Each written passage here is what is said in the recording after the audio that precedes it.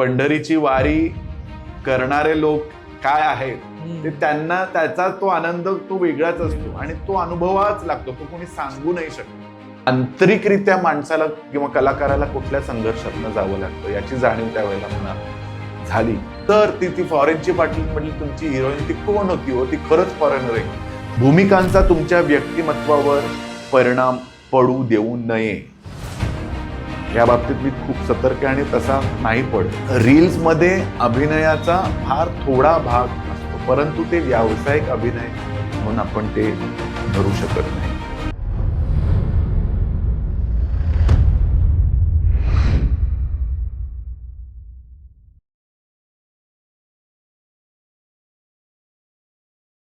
मित्रांनो, बदलत्या काळानुसार अभिनयाचे प्रकारही बदलत आहेत आणि सोशल मीडियाचे प्रकारही वाढत आहेत. आणि आत्ताच्या काळामध्ये मित्रांनो, सोशल मीडियावरती एखादा हँडल बनवून काही वाकडे तिकडे प्रकार करून आपलं काम लोकांपर्यंत पोहोचवणे खूप सोपं झालेलं आहे.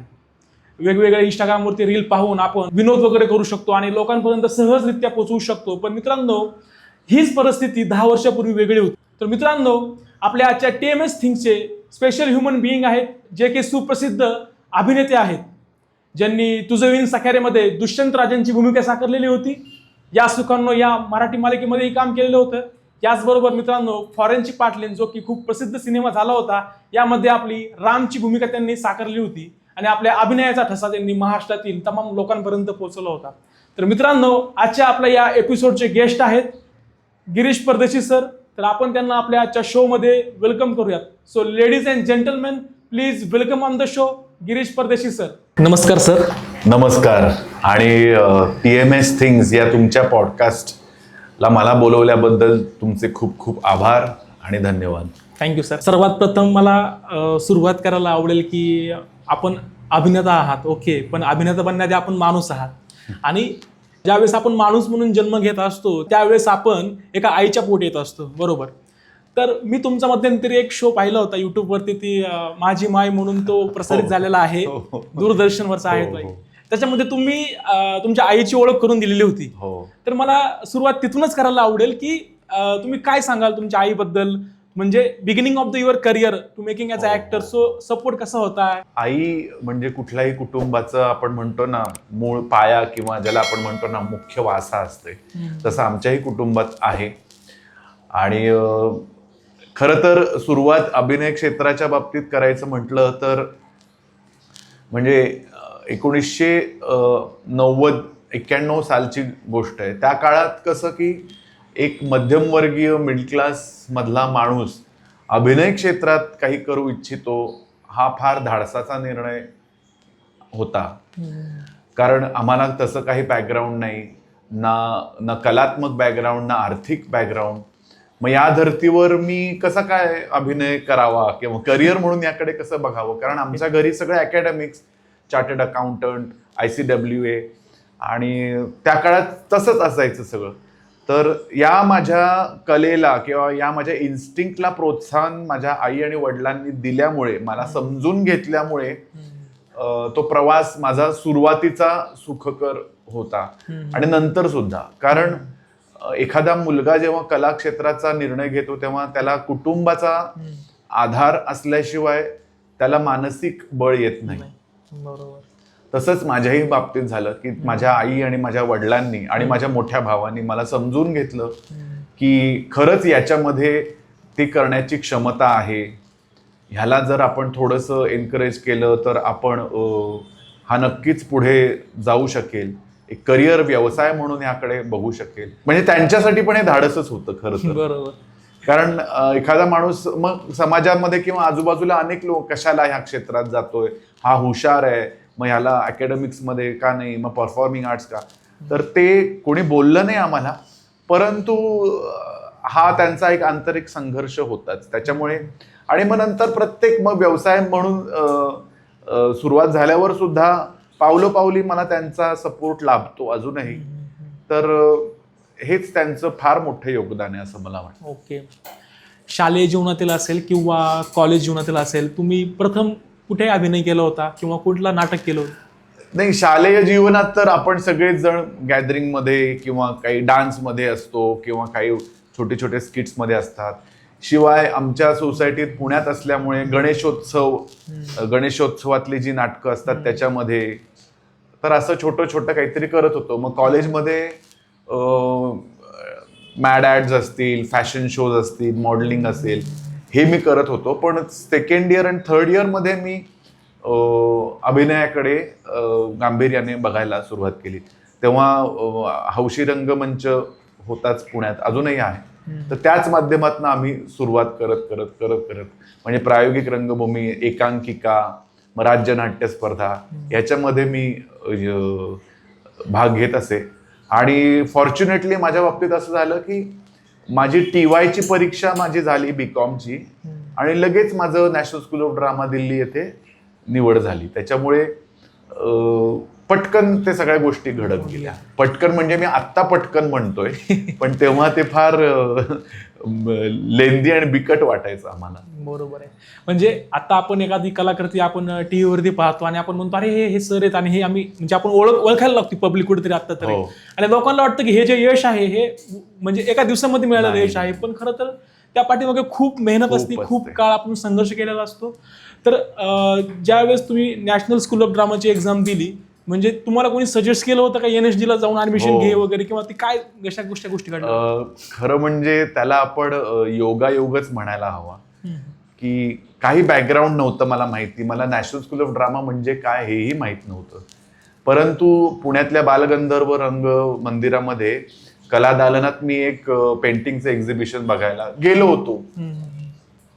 आणि तिथे एक व्यक्ती मला भेटली, पंकज दुबे नावाची. तर ती हिंदी भाषिक होती. ती म्हणाली की तुम नाटक में काम करते हो क्या? आणि मी म्हटलं हो.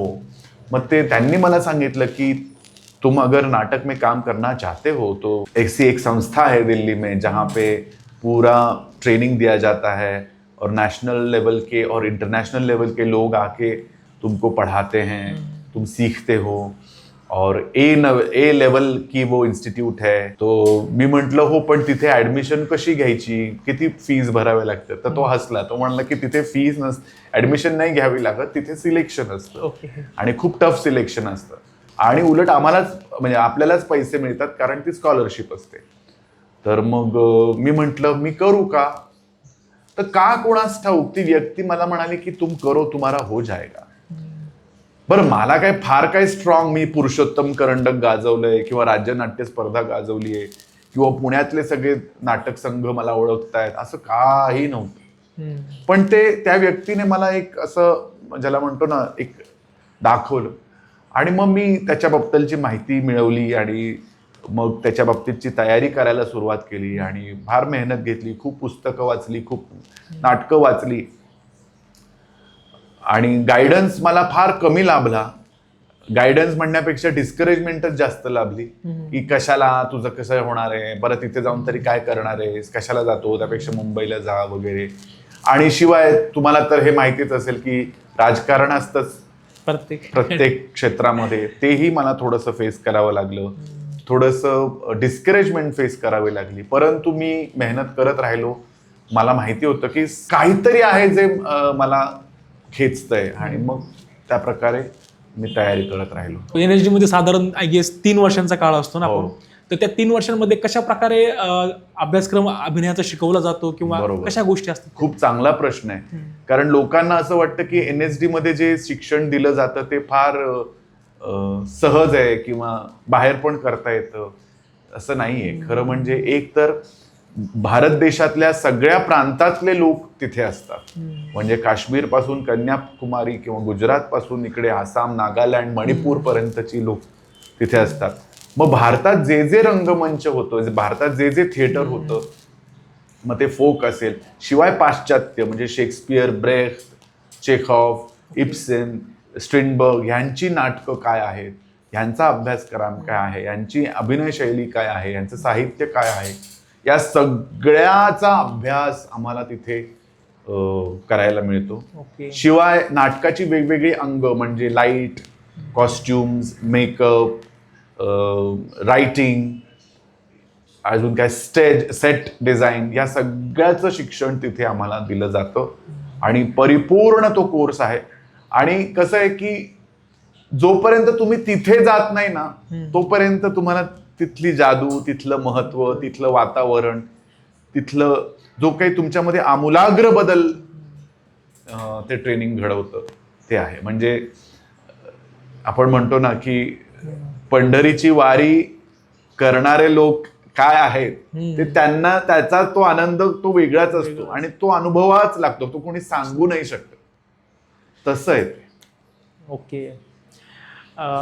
म्हणजे NSD वगैरे झालं, शिक्षण झालं, त्याच्यानंतर तुम्हाला पहिली संधी कुठल्या चित्रपटामध्ये मिळाली किंवा कुठल्या चित्रपट तर नव्हताच. ओके.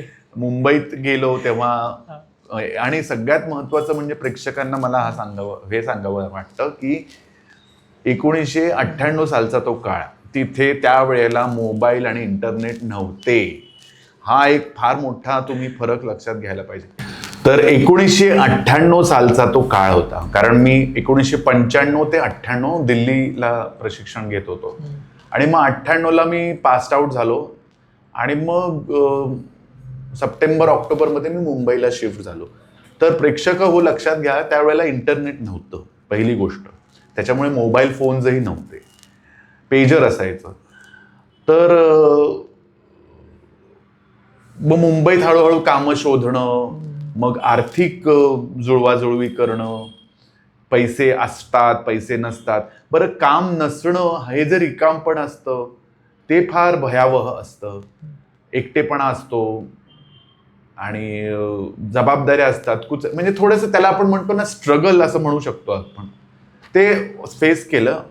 मग पहिलं काम मला मिळालं ते म्हणजे त्यावेळेला CID नावाची एक मालिका होती. तर त्या CID मध्ये फार छोटासा रोल मला मिळाला होता आणि मी फार म्हणजे एक्साइट होऊन ते शूटिंग करायला गेलो. तर मला अजूनही आठवते, तेव्हा मला 2000 रुपये पर डे तेव्हा त्यांनी दिला होता आणि ते 2000 सुद्धा माझ्यासाठी खूप होते. त्यांनी म्हणाले की तुमचं 3 किंवा 4 दिवसाचं शूटिंग असेल आणि मी गेलो सेटवर. भांडूपला खूप लांब शूटिंग होतं आणि मला वाटलं काहीतरी छान रोल असेल, म्हणजे एक्सायटेड होतो मी खूप. मग सेटवर गेल्यावर कळलं की नाही, म्हणजे ज्याचा खून होतो तीच व्यक्ती मी होतो. तर मला जरासं असं वाटलं, अरे बापरे, मी एवढं सगळं काम केलंय, नाटकं केली, अभिनय प्रशिक्षण घेतलंय, मोठ्या मोठ्या लोकांबरोबर नाटक शिकलोय आणि हे असं इतका चिरकुट रोल मला करावा. पण त्यावेळेला मला फार ते असं कुठेतरी आत काहीतरी मेल्यासारखं झालं की एखाद्या स्वतःच्या आतल्या कलाकाराला आपण कॉम्प्रोमाइज करायला लावतो. हे पहिल्यांदा मला तिथे जाणवलं, केवळ पैशामुळे. आणि मग मी ते काम केलं, कारण मला त्याचे पैसे मिळणार होते आणि मग पैसे जास्त त्यावेळेला महत्वाचे होते. आणि मग हळूहळू कळायला लागलं की काय असतं, की व्यवसाय म्हणजे काय, मग काय असतं. आंतरिकरित्या माणसाला किंवा कलाकाराला कुठल्या संघर्षातनं जावं लागतं याची जाणीव त्यावेळेला मला झाली. परंतु त्याला काही इलाज नाही. आपण जेव्हा एखादं कमर्शियल कॉम्प्लेक्स किंवा दुकान उघडतो तेव्हा आपल्याला जे चालतं तो माल दुकानात ठेवावा लागतो. त्या विचारसरणीने मी बनत गेलो. तर CID होतं. मग नंतर त्यावेळेला आणखीन एक मालिका होती तिसरा डोळा नावाची, रमेश भाटकर सर वगैरे. मग हळूहळू बंदिनी, दामिनी अशामध्ये रोल्स मिळत गेले आणि मग हळूहळू लोक मला ओळखायला लागले की हा नट आहे, मराठीत चांगला नट आहे, दिसायला चांगला आहे, शिस्तप्रिय आहे, काम चांगलं करतो, असं ते हळूहळू. आणि खूप आपुलकीची माणसं पण भेटली, त्यांनी मला सपोर्ट केला आणि हळूहळू ते प्रसारित होत गेलं. सुरुवात झाली नाटकापासून, नाटकामधील अभिनय असेल, नंतर मग चित्रपटाकडे. सो बेसिकली जो डिफरन्स आहे चित्रपटामधला आणि नाटकामधला, हा डिफरन्स काय आहे जाणून घ्यायला आवडेल. बराच डिफरन्स आहे, कारण नाटक एकतर रंगमंचावर असल्यामुळे आपण प्रेक्षकांसाठी करत असतो, प्रेक्षकाभिमुख ते सगळं असतं. आणि कॅमेरामध्ये वेगवेगळे अँगल्स असतात, फ्रेम्स असतात, कंटिन्युटी असते, टाइम डिफरन्स असतो. तर ते कॅमेरा जे काम आपण प्रेक्षकांसाठी करतो तेच काम आपल्याला कॅमेरासाठी करावं लागतं. फक्त angles, frames, shots, continuity, script ह्याचा वेगळ्या अंगाने विचार करावा लागतो. आणि फरक खूप आहे. टेक्निकल म्हणजे तंत्र खूप वेगळं आहे आणि तंत्र तंत्र वेगळं असल्यामुळे मग त्याची भूमिती बदलते, त्याचा भूगोल बदलतो, त्याचा सात्विक सुद्धा बदलतो, ते सगळंच बदलतं. फॉरेनची पाटलीन चित्रपटामध्ये आपण अभिनय केला होता, रामची भूमिका आपण होय. साकारली होती. म्हणजे तो जो काळ होता साधारण 20-25 वर्षांपूर्वीचा काळ, त्या काळामध्ये तो चित्रपट आलेला आणि त्या काळामध्ये म्हणजे घरातील मराठी कुटुंबातील एखादा व्यक्ती बाहेर देशामध्ये शिकायला जातोय, तिथे शिक्षण पूर्ण करून तिथे नोकरी पण करतोय आणि घरी जेव्हा येतोय तो डायरेक्ट मुलगी घेऊन येतोय. तर हा जो प्रकार होता हा खूप म्हणजे वेगळा होता, लोकांसाठी नवीन गोष्ट होती ही खरं तर. तर याच्या पाठीमागची काय गोष्ट होती, तुम्ही कसा तो रोल भेटला किंवा त्यावेळेस कशा गमती जमती झाल्या? त्यावेळेला माझी एक मालिका खूप लोकप्रिय झाली होती, या सुखानो या. या सुखानो यामधलं मयुरेश अधिकारी हे जे पात्र होतं तेही खूप लोकांना आवडलं होतं. वहिनी साहेब नावाची एक सिरियल त्यावेळेला पण होती, त्यातलं राजा जयकर हे पात्र. तो झी मराठीवर ऍक्च्युली चॅनलची पॉलिसी अशी असते की एक अभिनेता एका चॅनलवर जर दिसत असेल तर तो दुसऱ्या चॅनलवर किंवा दुसऱ्या मालिकेत दिसता कामा नये, असं चॅनलची पॉलिसी आहे. परंतु मी एकमेव असा अभिनेता आहे की त्याच्या 2 मालिका एका वेळेला एका चॅनलवर होत्या झी मराठीवर. म्हणजे 7 ते 7:30 वहिनी साहेब असायची आणि 8 ते 8:30 या सुखानो या असायचं. आणि मला अभिमान आहे की दोन्ही मालिकांसाठी माझं बेस्ट सपोर्टिंग ऍक्टरसाठी नॉमिनेशन होतं. तर फार म्हणजे कुणाचंच आत्तापर्यंत तसं झालेलं नाही. तर त्या मालिका खूप लोकप्रिय होत्या. आणि मग नंतर अचानक एका ऑफिसमध्ये मला भेटायला बोलवलं की आम्ही एक सिनेमा करतोय, तुम्ही याल का भेटायला? तर मग मी गेलो तिथे आणि त्यांनी असं सांगितलं आणि ओळखत असल्यामुळे ऑडिशन वगैरेचा काही प्रश्नच नव्हता, मी फक्त हो किंवा नाही म्हणण्याचा प्रश्न होता. मग त्यांनी मला कथा ऐकवली, मग मी म्हटलं की चालेल करूयात, कारण माझा पहिला तो सिनेमा होता आणि मला काही करून सिनेमात पदार्पण करायचं होतं, हिरोची भूमिका. तर मग ते म्हणाले की मला काय वाटलं की फॉरेनची मुलगी आणणार हे माझ्या खिसगंट, मला असं वाटलं की कुठल्या तरी भारतीय अभिनेत्रीलाच फॉरेनची असं म्हणून ते सादर करणार असतील असं मला वाटलं होतं. पण मग नंतर त्यांनी हँडीकॅमवर त्या मुलीला मला दाखवलं की तुम्हाला बघायची का तुमची हिरोईन कोण आहे? मी म्हटलं बघू. तर त्यांनी त्या हँडीकॅमवर त्या मुलीचं शूट केलं होतं दुबईमध्ये, तर ते मला दाखवलं. तर मी म्हटलं अच्छा ही मुलगी आहे, अच्छा ओके. मग मी म्हटलं की मग ती मराठी कसं बोलणार?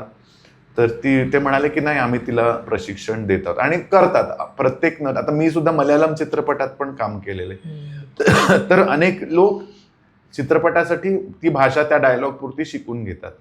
तर मला असं वाटलं ठीक आहे तेव्हा ते तसं. आणि मग जेव्हा आम्ही शूटिंग करायला लागलो तेव्हा मग कोल्हापुरात शूटिंग होतं खूप छान. आणि म्हणजे 1 महिन्याचं स्ट्रेसमध्ये शूटिंग आम्ही ते केलं, कारण माझी मालिका तेव्हा चालू होती या सुखानो या. विनय आपटे सरांची मालिका चालू होती, त्यांच्या नाटकाचे प्रयोग चालू होते आणि सुरेखा कुडचीचं बहुतेक चित्रपटांमध्ये तेव्हा कामं होती. तर असं ते सगळ्यांचं म्हणून ते. आणि शिवाय ती जी फॉरेनर होती ती पण 1 महिनाच भारतात राहणार होती, तर तेही सगळं त्यांना विचारात घ्यावं लागलं. मग आम्ही कोल्हापुरात 1 महिना शूट केलं. मस्त ऑक्टोबरचा थंड वातावरण, कोल्हापूरचं ती हवा स्वच्छ, कोल्हापूरचं ते जेवण, कोल्हापूरचा तो असा ज्याला आपण म्हणतो ना पाहुणचार, तो इतका उत्कृष्ट पाहुणचार आम्हाला. कोल्हापूर माझं खूप आवडतं शहर आहे, लक्षात ठेवा बाय द वे. तर तो जो पाहुणचार तिथला काहीतरी आवरच आहे. तर आम्ही ते शूटिंग केलं. मग वेगवेगळ्या तिथल्या खेड्यापाड्यांमध्ये जाऊन शूटिंग करायचो, शेतात जाऊन शूटिंग करायचो. तर खूप मजा यायची. आणि ती अभिनेत्री मला अनेक लोक विचारतात, सर ती फॉरेनची बाटलीमधली तुमची हिरोईन ती कोण होती हो? ती खरंच फॉरेनर आहे? हो, तर ती खरंच फॉरेनर आहे. ती क्रोएशियाची आहे आणि तिने केवळ आणि केवळ एकच चित्रपट केलाय जीवनात, कारण तिचा मुख्य व्यवसाय अभिनय हा नाही.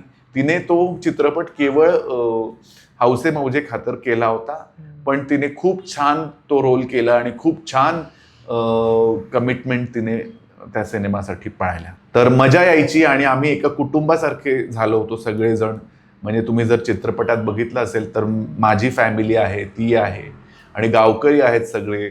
तर खूप प्रेमाने त्यांनी आम्हाला शूटिंगच्या वेळेला आदरातिथ्य केलं. चित्रपट झाल्यानंतर किंवा तो काळ लोटल्यानंतर परत तुम्ही म्हणजे कधी संपर्क आलाय का त्या हिरोईन सोबत फॉरेनच्या? हो, आम्ही इंटरनेटवर कनेक्टेड आहोत. ओके. म्हणजे नॉर्मली जसं आपण ती आता भारतात नाहीये, ती युरोपमध्ये कुठेतरी राहते. Okay okay. म्हणजे नॉर्मली आपण ग्रॅज्युएशन करतो, विद्यार्थी वगैरे काम सोबत शिकत असतात आणि दूर गेल्यानंतर एक ते मीटअप करत असतात, गेट टुगेदर करत असतात, काइंड ऑफ. नाही, तसं काही झालं नाही. कारण मग नंतर ती येत होती बहुतेक भारतात, पण माझी आणि तिची काही तशी भेट झाली नाही आणि तसा काही योगही आला नाही. मी माझ्या कामात व्यस्त, ती तिच्या. आणि आता बहुतेक ती आली तरी ती पूर्णपणे वेगळ्या क्षेत्रात आहे कुठल्या तरी. त्याच्यानंतर तुझं विण सकारे मालिका आली होती, त्याच्यामध्ये दुष्यंत राजेंची भूमिका होती. असे मिशा वगैरे एकदम कडक आणि तो कॅरेक्टर खूप खतरनाक होतं सर. तर तिचं कास्टिंग कसं झालं होतं आणि त्या रोल बद्दल तुम्हाला कुठली गोष्ट चॅलेंजिंग वाटली होती?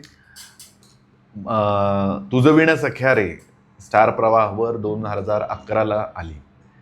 तेव्हा ऑलरेडी त्या मालिकेचा नायक कोणी दुसरा तरी होता, परंतु TRPची गणितं जरा वेगळी असल्यामुळे त्यांना एक नवीन काहीतरी पात्र इंट्रोड्यूस करायचं होतं आणि मग त्यांनी मला पाचारण केलं.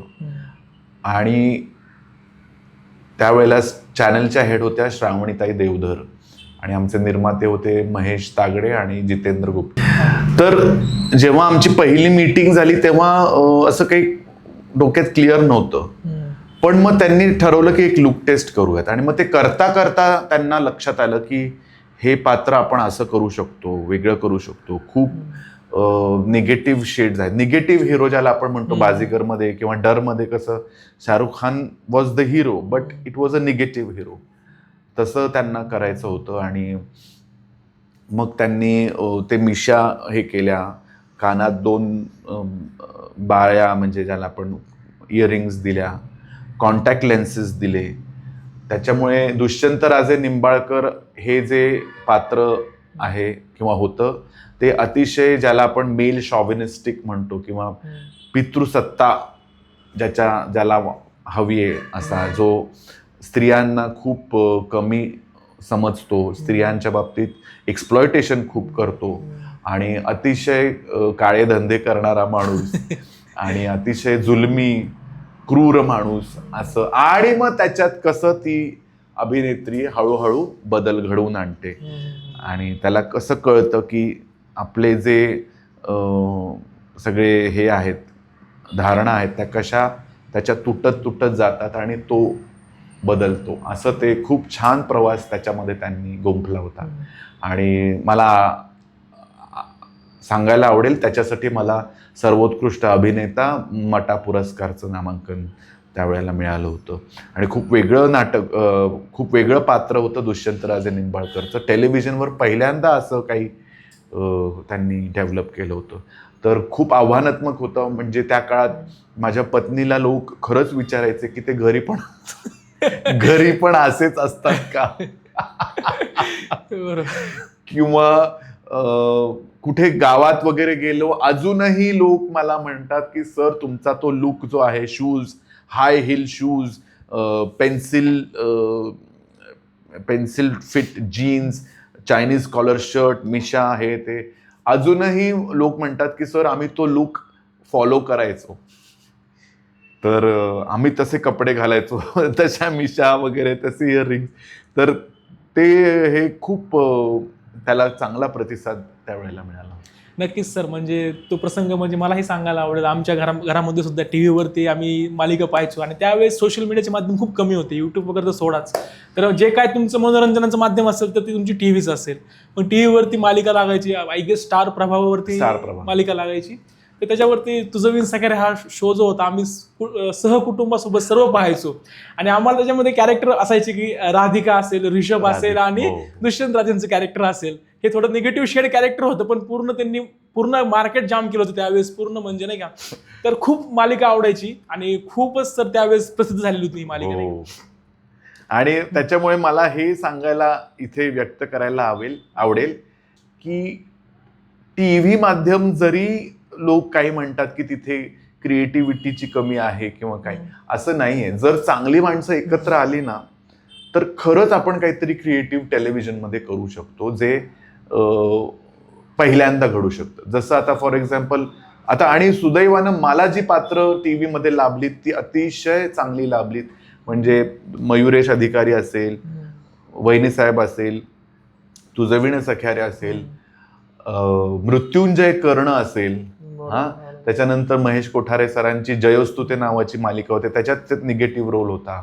आणि आत्ता जी स्टार प्रवाहावर चालू आहे उदय ग अंबे, महेश कोठारे सरांची, त्याच्यात पण रेणुराजाची भूमिका ही फार वेगळ्या धाटणीची भूमिका आहे. त्याच्यामुळे मी खूप ऋणी आहे या सगळ्या मंडळींचा ज्यांनी चांगल्या रोलसाठी माझी निवड केली.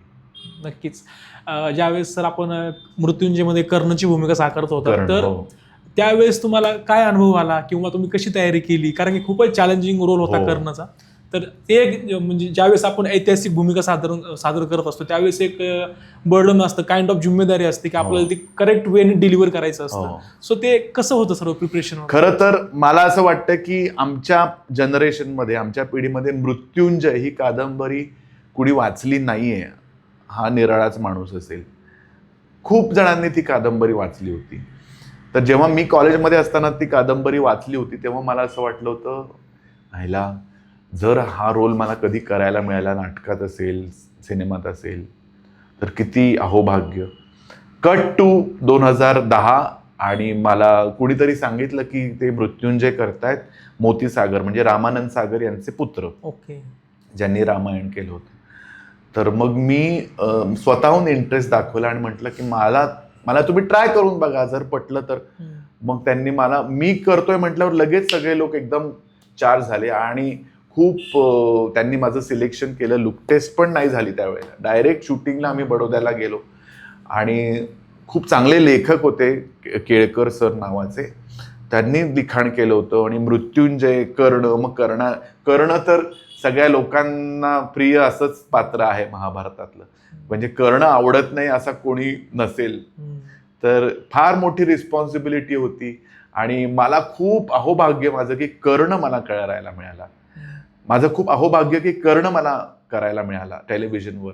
आणि मग खूप अवघड होतं ते, कारण ते कॉस्ट्युम्स घालणं, त्या तलवारबाजी असो, गदाबाजी असो, धनुर्विद्या असो, ह्याचं टेलिव्हिजन म्हणजे कॅमेऱ्याच्या माध्यमातून प्रशिक्षण. शिवाय आम्ही बडोद्यात शूट करायचो, ते ऊन प्रचंड, टेम्परेचर प्रचंड, आणि असं व्हायचं की मागे म्हणजे जे बॅकग्राऊंड आहे ते ब्राईट असायचं कॅमेरामध्ये, तर त्याच्यामुळे मला लाईट करण्यासाठी अजून 5-5 रिफ्लेक्टर्स माझ्यावर असायचे. उन्हात 40, 45, 48 डिग्री सेल्सिअसमध्ये मी शूट करायचो, तर मी पूर्ण असा काळा झालो होतो.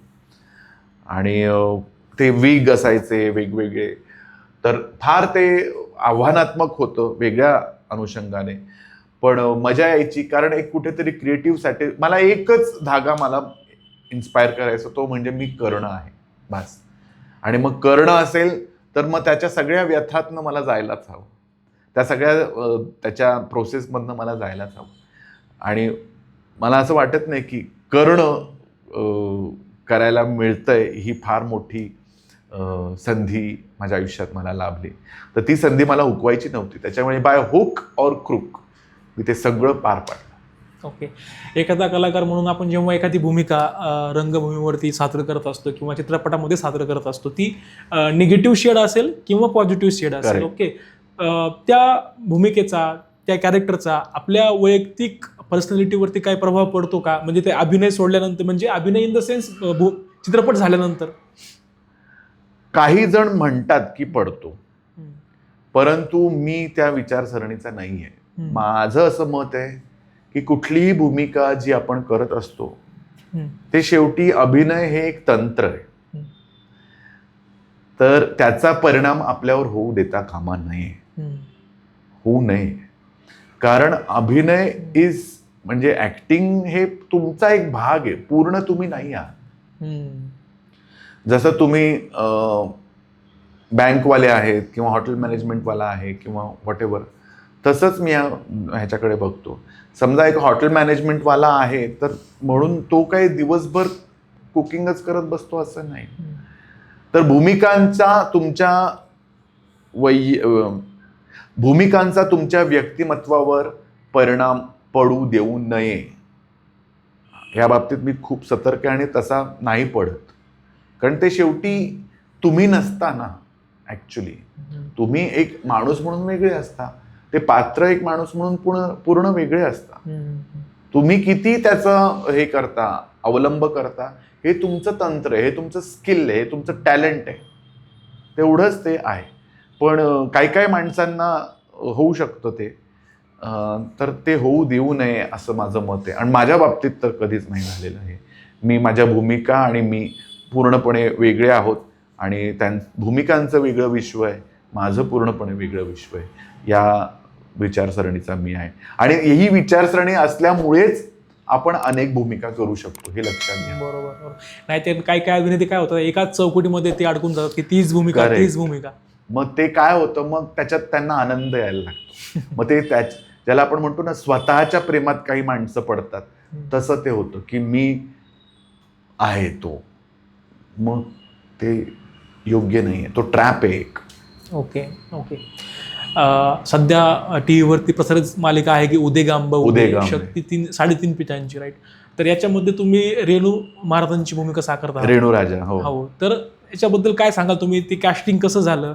महेश कोटेकर सरांसोबत तुमचं म्हणजे कसं कॉन्टॅक्ट झाला? किंवा नेटवर्क तर ऑब्व्हियसली असणारच आहे, परंतु सध्या म्हणजे आज 2023-24 मध्ये जर आपल्याला TV सिरियलमध्ये काम मिळायचं असेल, म्हणजे कुणाला जे फ्रेशर आहेत त्यांना सुद्धा, तर ते कसं असतं प्रोसेस पूर्ण? नाही, कसं आहे की माझ्या बाबतीत म्हणजे स्वतः महेश कोठारे सरांनी माझं नाव सुचवलं आणि त्यांची सगळी टीम मला ओळखत होतीच. त्यांच्याबरोबर आम्ही काम केलेलं आहे, चॅनलवाल्यांबरोबर मी काम केलेलं आहे, त्याच्यामुळे ते लोक पण मला ओळखत होते. आणि 10 वर्ष खरं तर मी TV केलं नाही. मी प्रायोगिक रंगभूमी असेल, प्रशिक्षण असेल, एज्युकेशन असेल, ह्याच्या क्षेत्रात मी काम करत होतो. मी प्राच्यविद्या पारंगत आहे, म्हणजे इंडॉलॉजिस्ट आहे. म्हणजे मी अश्मयुगीन, पुराश्मयुगीन, ताम्रपाषाण युगीन भारत, सिंधू संस्कृती, वेदकाल ते 12वं शतक भारत याचा तत्वज्ञान, इतिहास आणि संस्कृती याचा अभ्यास केलेला आहे. मग त्याच्यामध्ये वेद, उपनिषद, ब्राह्मण ग्रंथ, दर्शनशास्त्र, पुराण, इतिहास, शिल्पशास्त्र, मंदिर स्थापत्य, या सगळ्याचा मी अभ्यास केलेला आहे. तर 10 वर्ष मी खूप या गोष्टींमध्ये व्यग्र होतो. 10 वर्ष गॅप घेतली आणि 10 वर्षांनंतर सुद्धा मला पुन्हा एकदा त्यांनी बोलवलं. ही फार मोठी आणि मोलाची गोष्ट आहे. तर मी भेटायला गेलो आणि काही नाही, ते म्हटले डन, करूयात आपण. आणि मग झालं. ते इतकं साधं सोपं होतं, पण ते माझ्याच बाबतीत होतं. पण जर नवीन कोणी कलाकार असेल, नवीन त्याला स्वतःला सिद्ध करायचं असेल, तर त्यांनी खूप मेहनत घेतली पाहिजे, नेटवर्किंग वाढवलं पाहिजे, लोकांशी संपर्क साधला पाहिजे. आता तुम्हाला खूप साधं आणि सोपं माध्यम हाताशी आहे, ते म्हणजे मोबाईल फोन आहे, सोशल मीडिया आहे.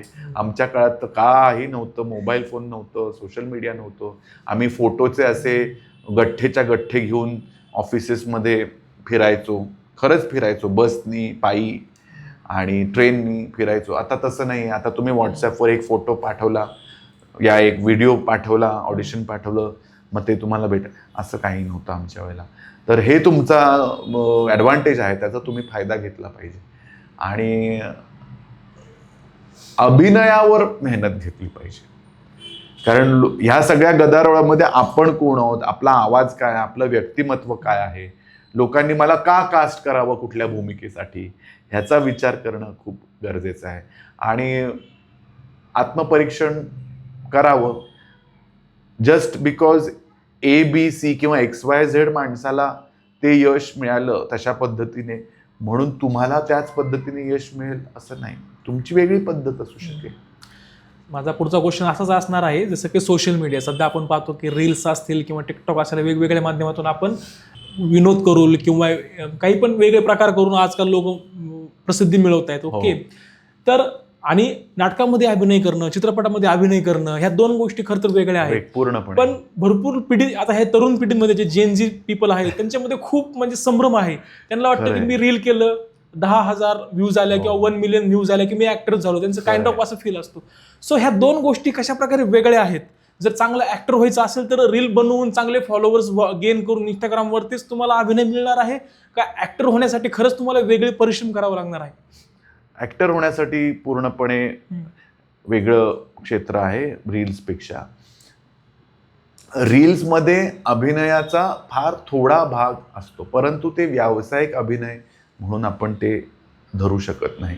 कारण प्रोफेशनल ॲक्टिंगमध्ये मी मागे म्हटल्याप्रमाणे एक लेखक असतो, एक दिग्दर्शक असतो, एक पात्र असतं, एका भूमिकेचा तुम्ही अभ्यास करता, एका लुकवर तुम्ही काम करता, कॉस्ट्युम डिझायनर, मेकअप, आणि एक सेट लागलेला असतो, एक म्हणजे एडिटिंग सेटअप असतो, म्युझिक, बॅकग्राऊंड, ऑडिओग्राफी, या सगळ्याचा तुम्ही हे विचार होतो. आणि जेव्हा तो एक प्रोफेशनल ॲक्टर त्या भूमिकेचा अभ्यास करून लेखकाने लिहिलेली वाक्य, दिग्दर्शकाने व्हिज्युअलाइज केलेलं पात्र जेव्हा तुम्ही एक्झिक्यूट करता आणि ते मार्केटमध्ये जातं, मग तो चित्रपट असेल, टेलिव्हिजन असेल, शॉर्ट फिल्म असेल, तर अनेक महोत्सव असेल, स्क्रीन असेल मोठी,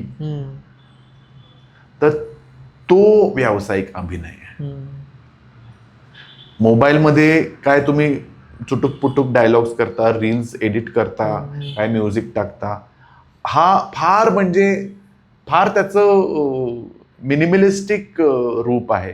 त्याच्यामुळे काय होतं, दिग्दर्शकाच्या इन्स्ट्रक्शननुसार अभिनय करणं हे त्याच्यामध्ये नाही आहे, अनेक एलिमेंट्स नाही आहेत त्याच्यामुळे लोकांना असं वाटतं की मी अभिनय करतोय या माध्यमातनं, तर ते पूर्ण नाही आहे, ते मिसगायडिंग आहे. आणि त्याचा मिसगायडन्स काय आहे तो आपण आजूबाजूला बघतोच आहोत. माझ्याकडे सुद्धा आमच्या संस्थेत अनेक विद्यार्थी येतात, सर मला ॲक्टिंग, मी करतो ॲक्टिंग. मग मी विचारतो कुठे केलंस, तर तो म्हणतो मी रील्स बनवतो.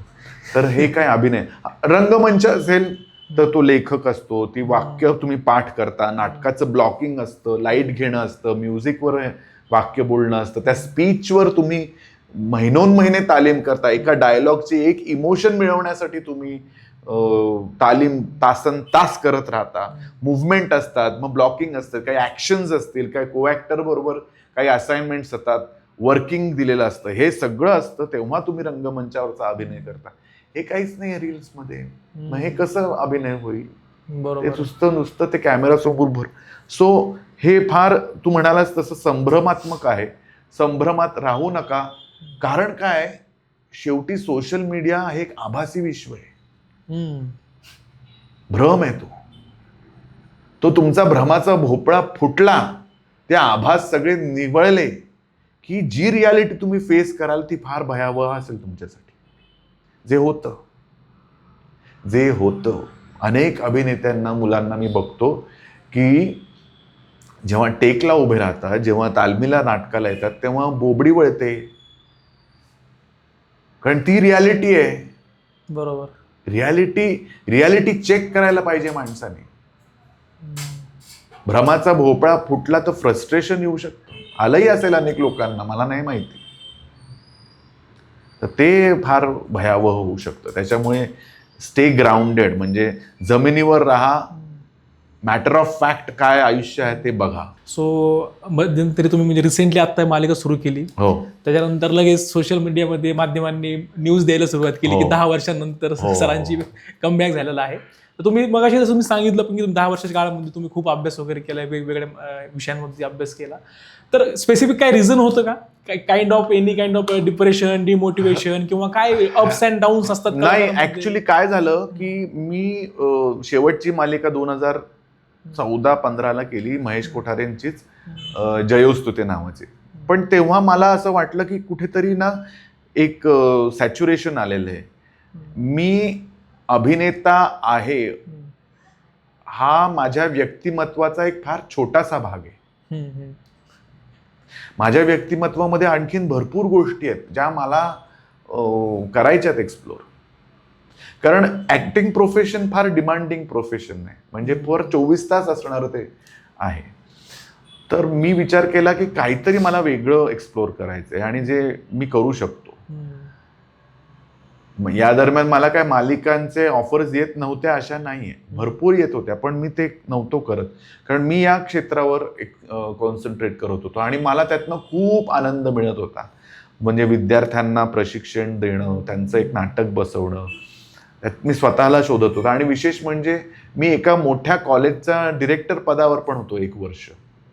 म्हणजे वाकडला एक फार मोठं कॉलेज आहे, तिथे एक इन्स्टिट्यूट मी रन करत होतो 1 वर्ष, आणि त्यातनं मी शिकलो की एक कॉलेज कसं रन करायचं. मग मी माझी अकॅडमी उघडली. तर हे फार माझ्यासाठी एनरिचिंग आहे आणि माझं आयुष्य प्रगल्भ करणार आहे, माझं आयुष्य माझ्या मर्यादा वाढवणार आहे, आणि त्यात मला आनंद मिळत होता आणि शिवाय पैसेही मिळत होते, कारण तेही महत्वाचा भाग आहे ना. पैसेच नाही मिळत तर मग कशाला करायचं. बरोबर. कारण अर्थार्जन फार महत्वाचं आहे. बरोबर. तर हे सगळं मी करत होतो. तर मला खूप आनंद आहे. उलट त्याच्यामुळे मी जास्त स्ट्रॉंग झालो as a personality. Okay. So सध्या खूप सारे लोकांचे अभिनयाची अकॅडमी आहेत. ओके. तर मला अशी वेगळी कोणती गोष्ट आहे जी आपल्या अकॅडमीमध्ये शिकायला भेटते हे जाणून घ्यायला आवडेल. एक तर मी आहे, हेच फार मोठं वेगळेपण आहे. मी स्वतः प्रशिक्षित अभिनेता आहे, हेही विद्यार्थ्यांनी लक्षात घ्यायला पाहिजे. म्हणजे प्रशिक्षित पण आहे आणि व्यावसायिकरित्या पण अनुभवी आहे. आणि सर्वात महत्त्वाचं म्हणजे नॅशनल स्कूल ऑफ ड्रामाचे तुम्ही विद्यार्थी आहात. आणि मी स्वतः शिकवतो, हेही एक महत्वाचं आहे. आणि मी खूप डिसिप्लिनर आहे, शिस्तप्रिय माणूस आहे. तर म्हणजे सगळंच जे करायचं आहे. आणि हां, आम्ही नेटवर्किंग पण सांगतो की कसं ॲज अ व्यावसायिक अभिनेता कसं वागलं पाहिजे, कसं राहिलं पाहिजे, स्वतःला कसं मेंटेन केलं पाहिजे, या सगळ्या गोष्टी आम्ही शिकवतो, मीच शिकवतो. त्याच्यामुळे इतर इन्स्टिट्यूटमध्ये आणि आमच्यामध्ये हा एक फरक असू शकतो. ओके. अनेक लोक नवीन या क्षेत्रात येणाऱ्या लोकांना फसवतात वेगवेगळ्या प्रकारे. त्याच्यामुळे काय होतं माहितीये, त्याच्यामुळे या क्षेत्राविषयी गैरसमज वाढतात. समजा आता मी जर तुला फसवला, तर नवीन आहेस तू, आणि तर तुला काय वाटेल की नाही रे, हे क्षेत्रच असं फसवे लोकांचं आहे, वाईट लोकांचं. असं काही नाही आहे मंडळी. आमच्या क्षेत्रात, अभिनय क्षेत्रात, फिल्म इंडस्ट्रीमध्ये खूप चांगली माणसं आहेत, खूप व्यावसायिक प्रोफेशनल माणसं आहेत, शिस्तप्रिय माणसं आहेत. त्याच्यामुळे फसवेगिरी आणि कुठल्या क्षेत्रात नसते, कॉर्पोरेट्समध्ये पण असते. बरोबर. काही विद्यार्थी असतात कॉलेज जीवनामध्ये शिकत असतात आणि प्रत्येकाचं स्वप्न असतं, प्रत्येकाचं काइंड ऑफ मध्ये ज्याला अभिनय आवडतो त्याला वाटतं की आपण चित्रपटामध्ये काम करावं, हिरो बनावं.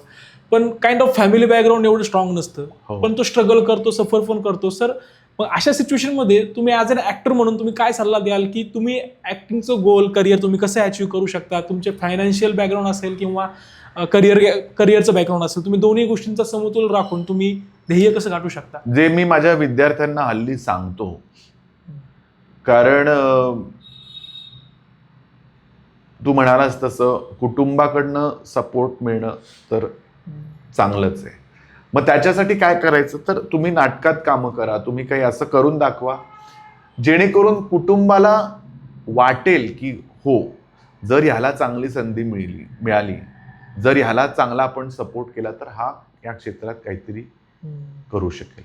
हा विश्वास त्यांना देणं गरजेचं आहे. त्याच्यासाठी तुम्ही आधी काहीतरी काम त्यांना दाखवणं गरजेचं असेल. जे नाटक असेल, मग तुमच्या काही मोनोलॉग व्हिडिओज तुम्ही शूट करून दाखवू शकता, जेणेकरून त्यांना विश्वास वाटेल आणि ते तुम्हाला सपोर्ट करतील. बॅलन्स कसा साधायचा, तर एक मी पुन्हा त्याच मुद्द्याकडे जाईन की आता एक ॲडव्हान्टेज असा आहे तुम्हाला की तुम्हाला मुंबईला जायची काही आवश्यकता नाही आहे.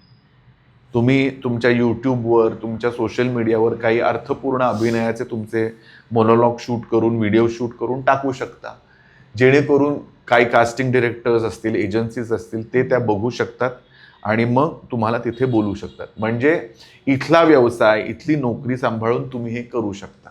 आणि मग राहिला प्रश्न, कधी शूटिंगसाठी रजा घ्यावी लागली तर ते तर तुम्हाला करावंच लागेल. मी काय सांगतो विद्यार्थ्यांना की जोपर्यंत तुम्ही नदीचा हा किनारा सोडत नाही, तोपर्यंत तुम्ही नदीच्या त्या किनाऱ्यावर जाऊ शकणार नाही. तर मग हळूहळू असं कामं वाढवत हळूहळू तुम्ही एक निर्णय घेऊ शकता की आता मला आर्थिक आणि व्यावसायिक स्थैर्य निर्माण झालेलं आहे, मग आता मी नक्कीच शिफ्ट ओव्हर करू इच्छितो किंवा करू शकतो. तर पूर्वीपेक्षा हे फार सुकर आणि सोपं झालेलं आहे. पूर्वी म्हणजे फार अवघड होतं की मी नोकरी करतोय, मग पगार येतोय घरात, मग तो मी कसा शिफ्ट ओव्हर साधू. आता तसं नाही आहे. आता हळूहळू तुम्ही समजा नोकरीवरनं रजा घेतली आणि एखादं शॉर्ट फिल्मचं किंवा एखाद्या जाहिरातीचं शूटिंग करून आलात आणि मग हळूहळू आणि बरेच लोक तसं करतातही, तर ते करू शकता तुम्ही. ओके. सो मध्यंतरी रंगभूमीवरती आपलं एक नाटक सुरू होतं 12 अँग्री मॅन. हो. हे नावच मुळात खूप कॅची आहे. ओके. सो मला असं वाटतं की हे नाव रिप्रेझेंट करतोय पुरुषांच्या मनस्थितीला, पुरुषांच्या स्थितीला. हो. सो मी ते नाटक पाहिलेलं नाही आतापर्यंत, पण मला त्या नाटकाबद्दल जाणून घ्यायला आवडेल, कारण की मला असं वाटतं की ते नाटक कुठेतरी माणसांची म्हणजे भूमिका मांडत आहे. तर याच्याबद्दल काय सांगाल तुम्ही? 12 अँग्री मेन हे मूळतः अमेरिकन नाटक आहे, रेजिनाल्ड रोज यांचं. त्याचं ॲडॉप्टेशन रणजित कपूर सरांनी केलं होतं आहे. आणि मी ते नाटक वाचलं आणि तू म्हणालास तसं मला ते खूप आवडलं की त्याच्यामध्ये माणसाच्या वेगवेगळ्या प्रवृत्ती कशा वेगवेगळ्या वेळेला बाहेर येतात. तर अशी परिस्थिती त्या नाटकात आहे की 12 ज्युरीज आहेत आणि त्या 12 ज्युरीज एका मर्डर केसवर डिस्कस करतायत. आणि ते डिस्कस करता करता त्यांचे कसे मतभेद निर्माण होतात, त्यांच्यात कसे वेगवेगळे दृष्टिकोन त्यांचे दिसायला लागतात, एक माणूस म्हणून, एक नागरिक म्हणून, आणि मग शेवटी काय होतं, असं ते नाटक आहे. आणि खूप इंटेन्स नाटक आहे ते.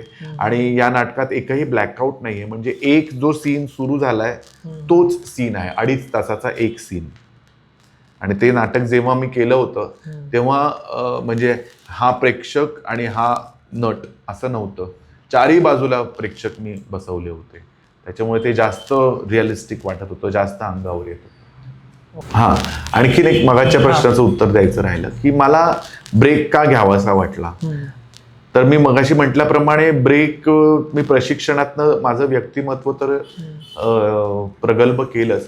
आणि शिवाय जे मी प्राच्यविद्या आणि इंडॉलॉजी जे मी म्हणालो ते मी शिकलो, त्याच्यामुळे आपली संस्कृती काय आहे, भारत देश किती समृद्ध आहे आणि त्या भारत देशाची इतकी प्रगल्भ संस्कृती, इतका मोठा गाढा इतिहास आहे आणि त्यातनं आपण आज भारत देश आजच्या देशामध्ये जगतोय.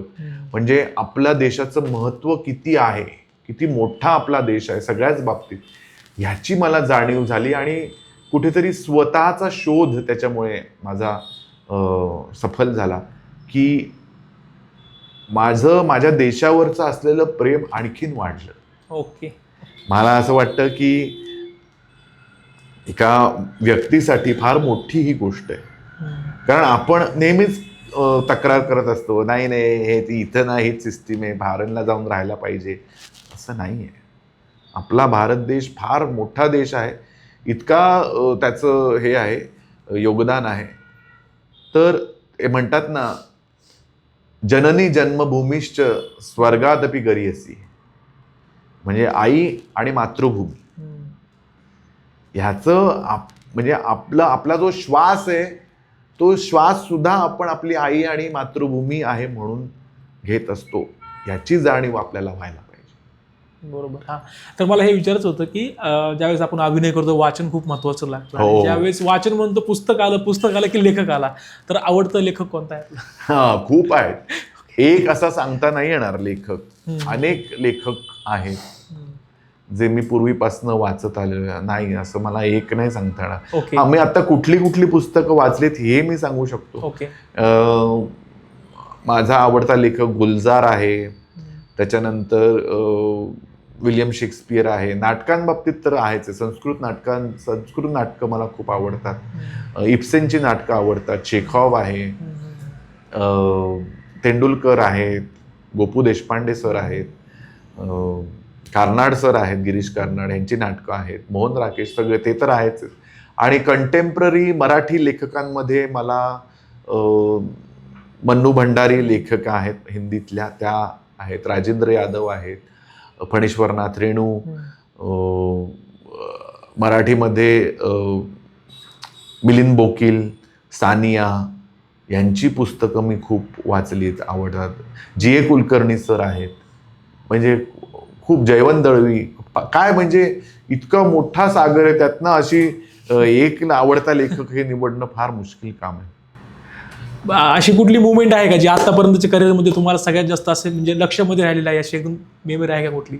जी तुम्हाला आत्ता अशी वाटते का अरे हा ही गोष्ट माझ्यासोबत घडली, ही खूपच युनिक होती आणि खूप भारी होती, अशी कुठली मेमरी आहे? खूपच अशा अनेक गोष्टी आहेत. त्यातली आत्ता उल्लेख करण्यासारखी एक गोष्ट म्हणजे मला माझा एक मर्मबंध नावाचा एक सिनेमा मी केला आहे. तो बहुतेक झी5 वर आहे, तो बघा. तर त्या सिनेमासाठी मला सर्वोत्कृष्ट अभिनेता झी गौरव 2008 आणि सर्वोत्कृष्ट अभिनेता गोवा राज्य पुरस्कार 2008 असा मला मिळालेला आहे. तर जेव्हा आपण करिअर म्हणून सुरुवात करतो तेव्हा असं वाटत नाही की आपण या पातळीवर जाऊ की मला एवढे मोठे पुरस्कार मिळतील. तर ते मी 2008ला केलं अचीव. तर हे माझ्यासाठी एक माझंच कौतुक असेल किंवा माझं अप्रूप असेल असं म्हणूयात आपण. तर ते असं वाटलं होतं की मला वाटलं नव्हतं मी हे कधी करू शकेन, परंतु मी ते केलं आणि त्याच्याही पुढे मी आता आलेलो. तर हे फार युनिक जे तू म्हणालास ना तसा एक क्षण आहे अनेक क्षणांपैकी. Okay okay. धन्यवाद सर, तुम्ही आज आम्हाला वेळ दिला खरंच खूप. खरं तर ज्या व्यक्तीला, ज्या पर्सनॅलिटीला आपण टी व्हीवरती पाहिलेलं असतं, चित्रपटांमध्ये पाहिलेलं असतं, अशा व्यक्तींसोबत आज मला TMS मध्ये स्क्रीन शेअर करायला भेटली. खरंच माझं खूप भाग्य आहे सर. थँक्यू सो मच आपण दिलेल्या वेळेबद्दल. धन्यवाद. आणखीन या माध्यमातून मला प्रेक्षकांना सांगावं असं वाटेल की ह्या पॉडकास्टचा जो कॉन्सेप्ट आहे की ह्युमन बिईंग,